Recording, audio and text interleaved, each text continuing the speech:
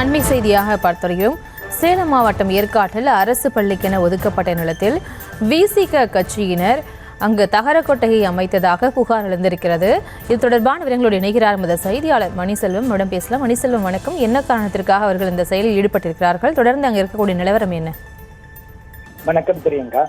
ஏற்காட்டில் அரசு பள்ளிக்கென ஒதுக்கப்பட்ட நிலத்தில் விடுதலை கட்சியினர் கட்சி கொடி ஏற்றி தகர கொட்டாயை அமைத்ததால் பரபரப்பு ஏற்பட்டது.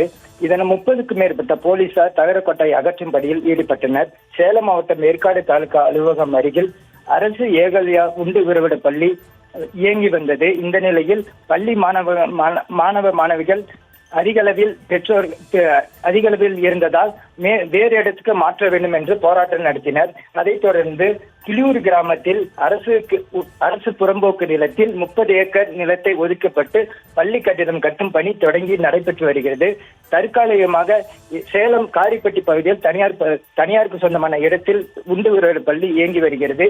ஏற்காட்டிலிருந்து 10 கிலோமீட்டர் தொலைவில் உள்ள கிளியூர் கிராமத்தில் 30 ஏக்கர் நிலத்தை அரசு பள்ளிக்கென ஒதுக்கப்பட்டு அதில் பணிகள் நடைபெற்று வருகிறது. இந்த நிலையில் இன்று 10க்கும் மேற்பட்ட விடுதலை சிறுத்தை கட்சியினர் தகர கொட்டாய் அமைத்து கட்சி கொடி ஏற்றிவிட்டு சென்றதால் பரபரப்பு ஏற்பட்டது. இது தகவல் அறிந்த தாசில்தார் மற்றும் கல்வி அலுவலர்கள் 30க்கும் மேற்பட்ட போலீசார் சம்பவ இடத்துக்கு விரைந்து சென்று தகர கொட்டாயை ஜேசிபி இயந்திரத்தை கொண்டு அகற்றினர்.